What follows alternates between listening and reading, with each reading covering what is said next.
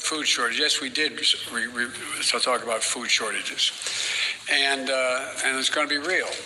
The price of these sanctions is not just imposed upon Russia; it's imposed upon an awful lot of countries as well, including European countries and our country as well.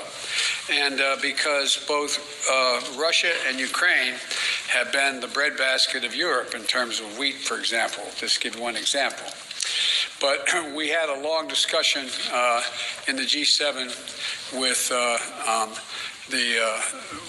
both the United States, which is a significant, the third largest producer of wheat in the world, as well as Canada, which is also a major producer. And we both talked about how we could increase and disseminate more rapidly food shortages. And in addition to that, we talked about urging all the European countries and everyone else to end trade restrictions on sending limitations on sending food abroad. And so we are in the process of working out with our European friends what it would take to help alleviate the concerns relative to food shortages. This tranquil farm in France's countryside is thousands of kilometers from the destruction in Ukraine. But Isabelle Le Balleur says collateral damage from the conflict is being felt here on her green pastures. Today there is a direct impact on our farm, she says. Her animals eat grain, and Le Balleur says the price per ton has more than doubled since the war began. Not to mention the sharp rise in the cost of fuel and her inability to sell her animals for more, an equation she describes as unbearable. Insupportable. COVID-19, labor shortages, and inflation have already contributed to a rise in food prices. And now a region often called Europe's breadbasket is in chaos. Together, Russia and Ukraine account for nearly 30% of the globe's wheat, and that's not all. The 3 Fs all are impacted very highly: food, fertilizer, fuel. The longer the conflict rages on, the higher the chance of food shortages. It will have a very big impact on a lot of Asian and African countries directly, but throughout the world indirectly in some way. Crippling sanctions on Russia have reduced supply. And on Saturday, Poland's prime minister proposed Europe block all trade with Moscow. Fully cutting off Russia's trade would further force Russia to consider whether it would be better to stop this cruel war, he said. If there is something like that full trade blockade, it will have a very severe impact. Could Canada increase its wheat production to help fill the void? Right now, that question is difficult to answer. Last year we had a pretty bad drought. The most recent crop was short by about 7 million tons. Farmers are hoping for better weather, but there's also a seed shortage, rising costs, and a need to rotate crops. Even if we produce even the normal amount of wheat, that might still not be enough to meet the global demand.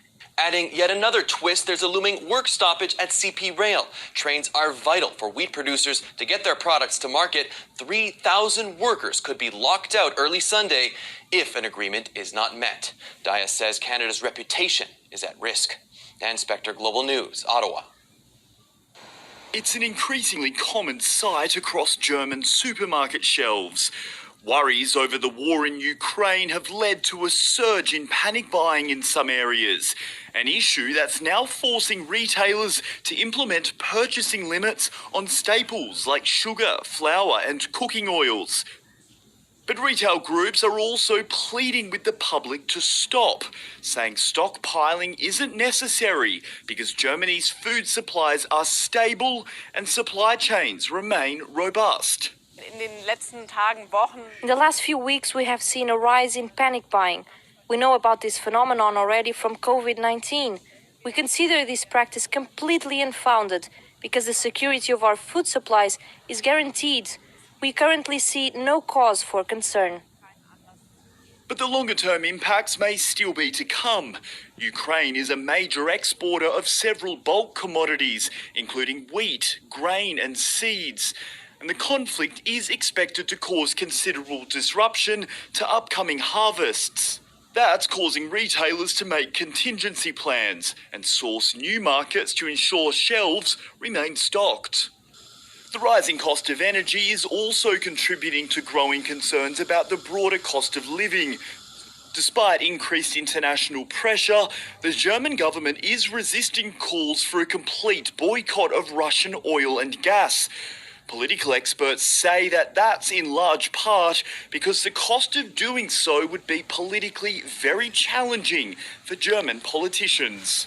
But while those conversations are happening here and right across Europe, there's also mounting concern about how the war will affect countries in the developing world that rely on Ukraine for their food supplies.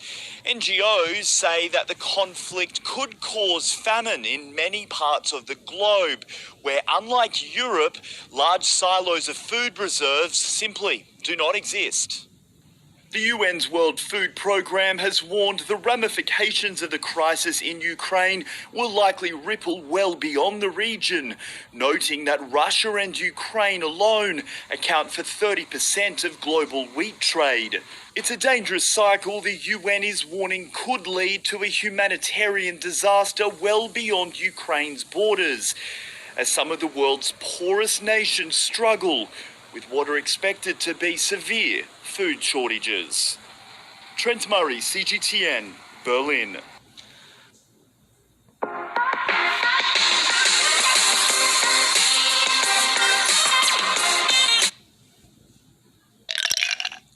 Wars can be terrible for supply chains. There can be disruptions, shortages, all kinds of challenges. The biggest example is oil. We've been seeing that. At the first sign of war, oil prices begin to rise. But in Ukraine, it is not just oil. Many more commodities are at stake, especially these three: wheat, sugar, and cooking oil. Let's start with the numbers. Russia is the largest exporter of wheat. They make up 18% of global exports. Ukraine is the fifth largest, making up 7% of global sales. Put together, that's 25%. What happens if this supply chain is disrupted? Shortages and inflation, that's what happens. Ukraine has already banned the export of food grains. Frankly, they had no other option. Ukraine's exports go through the Black Sea, specifically via three ports: Odessa, Kherson, and Mykolaiv. All three ports are on Russia's radar. Moscow, too, has announced a partial ban. They have temporarily stopped exports to ex-Soviet states. Imagine 25% of the global supply disappearing overnight. Naturally, there will be consequences. Which countries will be the worst hit? Let me show you this list. Egypt is the biggest wheat importer in the world. Turkey is second. Bangladesh is third. Next comes Nigeria, Yemen, Azerbaijan, and the Sudan. Also on this list are Libya, Lebanon, and Tunisia. Wheat is not imported by affluent powers. It is bought by the developing world. And if there is a supply gap, these countries will suffer.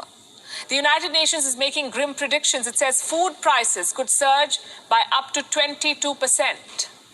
You could say it's the perfect storm. First climate change, then the Wuhan virus, and now war. Look at the numbers since 2020. Wheat prices are up 33%. Sunflower oil prices up 60%. If the war drags on, things could get worse. Is there any way to contain this rise? Well, other producers could step up, countries like the US, Canada, and France. But protectionism is a problem. You see, prices are rising everywhere, not just in Ukraine or Russia. So every country is guarding its food reserves, basically saving up for the future. The second vulnerable commodity is cooking oil. Again, let's begin with the numbers. Russia and Ukraine lead sunflower oil production. Together, they make up 75% of the exports. 75%. It's almost like a monopoly. The good news is there is no export ban. Russia and Ukraine still export sunflower oil. The bad news is productivity is down, and you can imagine why.